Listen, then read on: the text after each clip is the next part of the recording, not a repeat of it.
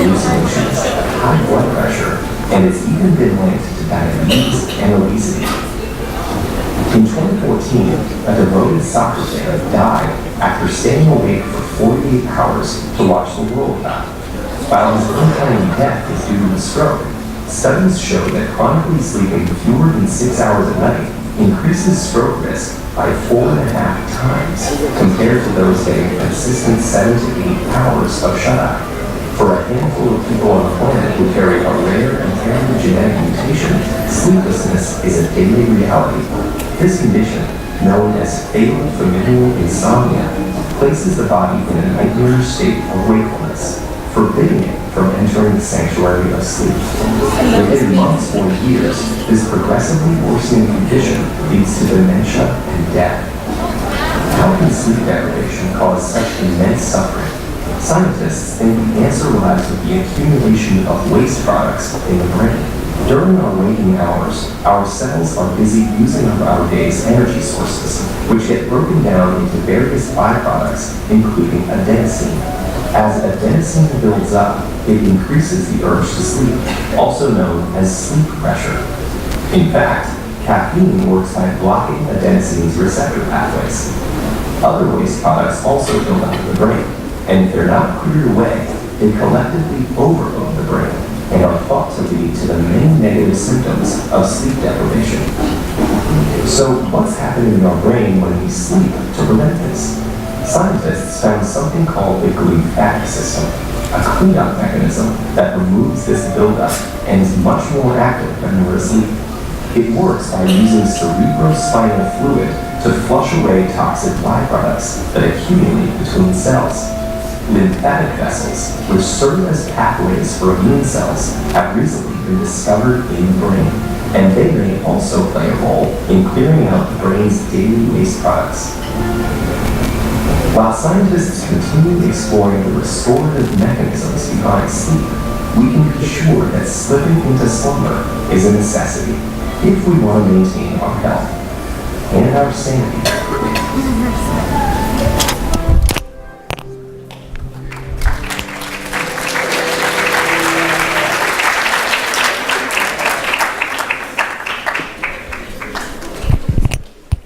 Get your sleep. Catch up this holiday break. Be mindful during finals. Yeah, you're going to want to do more all-nighters. You're going to want to get little sleep as possible and stuff. You can't function. Research shows all-nighters do not work.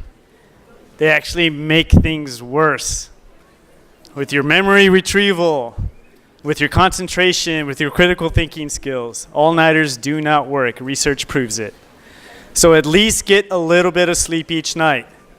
If you need to push through and you're trying to study and get papers out, trust me, do you know how much of a hypocrite I feel right now telling you guys this?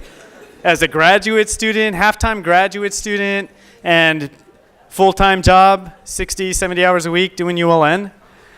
I got 4 hours last night, 4. And I have been sleep deprived a lot. I have done 2 all-nighters this semester myself. What? Last year, she knows, last year I was insane. I was not sleeping at all. I developed styes in both my eyes. I would wake up, this would be completely swollen shut. And I still have to come into work and stuff, dragging my feet.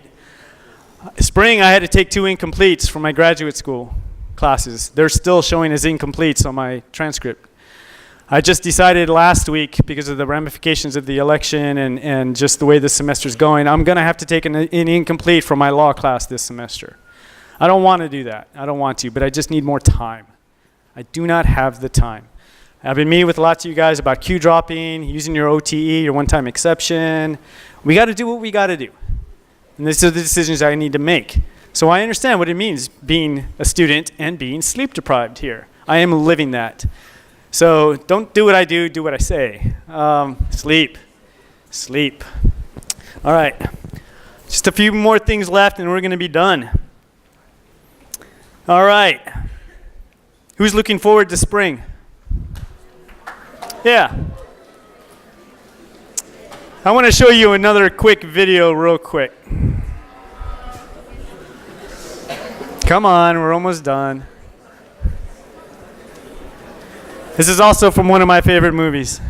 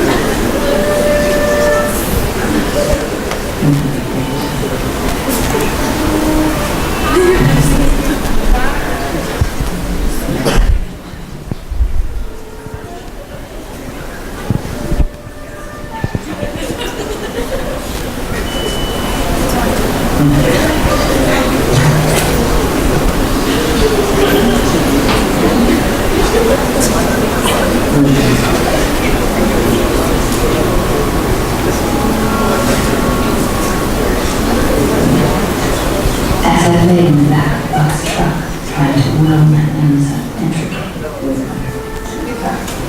Before satisfaction be mine, first things first, lick up the big tummy.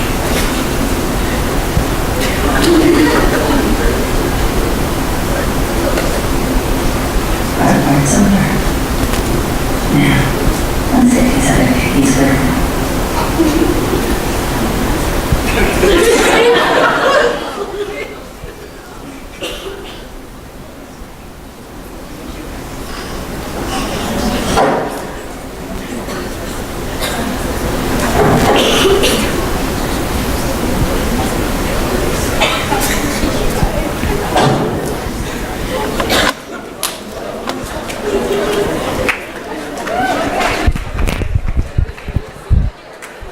You now have fall semester under your belt, pretty much. Pat yourself on the back for that. Yeah.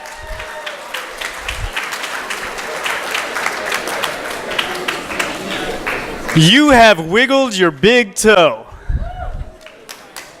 Now it's time to get those other piggies wiggling. Spring semester. You're going to be going through this internship process for ULN to get it set up for year 2.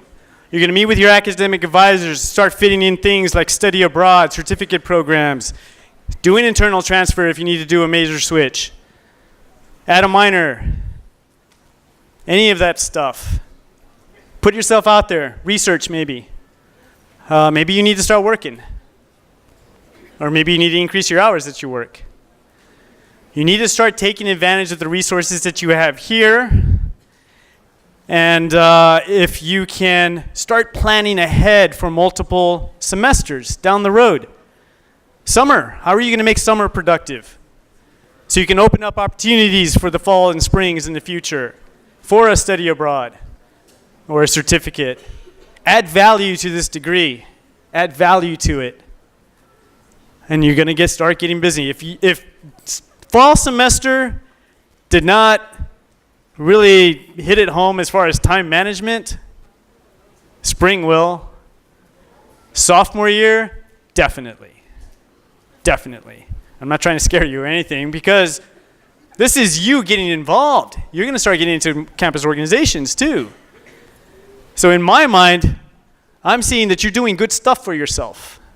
You're adding things for your experience here, owning it, shaping it, creating it. That's why you're going to be busy. That's why you're going to be busy. Use those calendars. Use those calendars. I want everybody to take out their phone real quick or their planner or their calendar function or whatever you use for important dates. And I want you to go to next spring in February. What is the most important day in February? Okay, I think there's some February birthdays out there. For some, it's not very important. Well, there's 2, I guess. Every 4 years, you got leap year. What? Groundhog Day is a pretty big one and stuff. Well, I don't know. I don't like reliving some days over and over. Spring forward. Valentine's Day, 14th. Write down internship fair, ULN internship fair. Put that in there. It's during the day. It's kind of come as you go, but you need to participate in the internship fair in February. It's just mark it all day. I think it's technically like between 10 and 3, something like that. But you would just come in for a little bit. You don't have to stay for the whole thing unless you want to, because there's going to be tons of campus partners there for you to talk to interview. So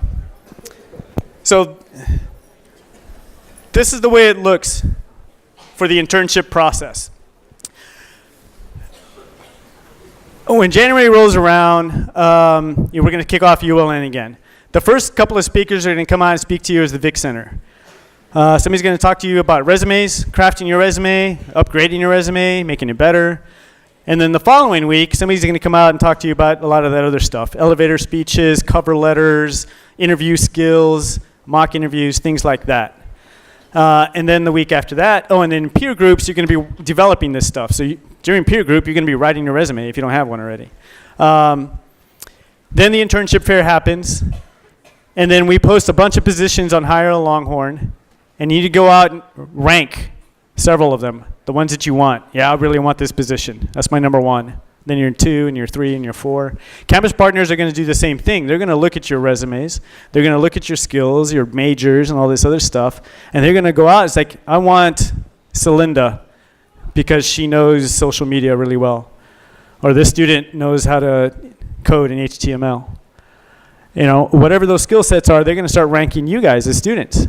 And the higher ranks that both you and the campus partner do, that's how you get placed.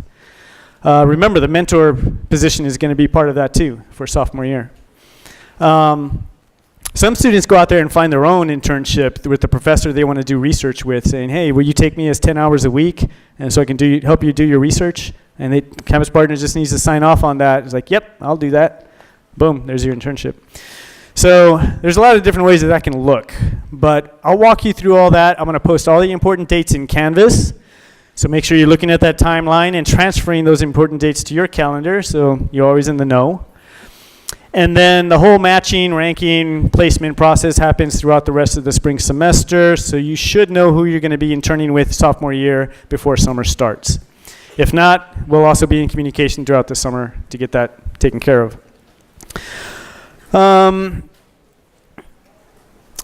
Registration reminder, was everybody able to get registered for our UGS course for next spring, for this coming semester? UGS 017, there's add drop period, so make sure you add that. Talk to your academic advisor if you need to work out conflicts. I cannot override you into a closed section. And again, most likely you're gonna have different mentors in spring, so make sure you get their contact information early and expand your mentor network. Just today I posted something about our holiday ULN service event in Canvas. If you guys want to start getting those hours for spring semester, it's a great community event, so if you guys want to come out for that. Again, FAFSA, scholarships.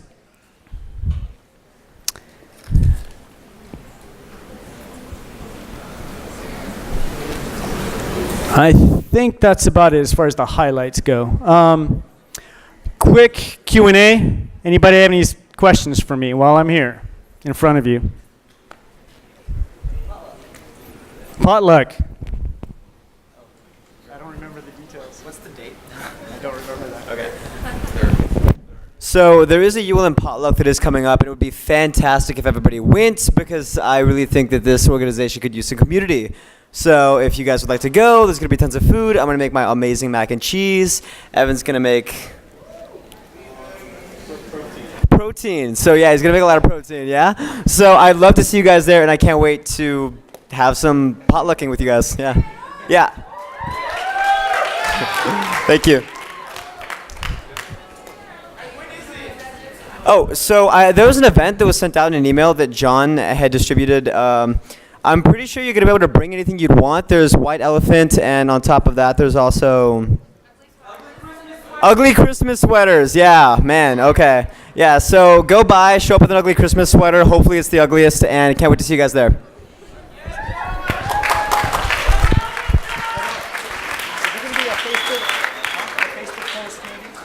Yeah. We'll try to get something on Facebook with that. Any other questions? Hold on, don't leave yet. Hey guys, my mentor group is having a sports day at Clark Field this Saturday. We're gonna have like ultimate frisbee, volleyball, soccer. We're gonna bring out everything. If you want to bring out anything, you can come by. We're gonna be out by what? Yeah, you have a question? Yeah, you can bring a basketball. Yeah. Yeah, we can do at the basketball courts by Clark Field, right? Okay, yeah, we'll do that too. So yeah, Saturday at 2, if any of y'all want to come around. All right?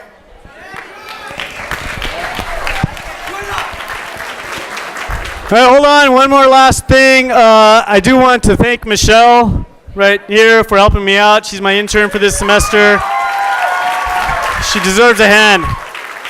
Everybody be safe this holiday season. I will see you in spring.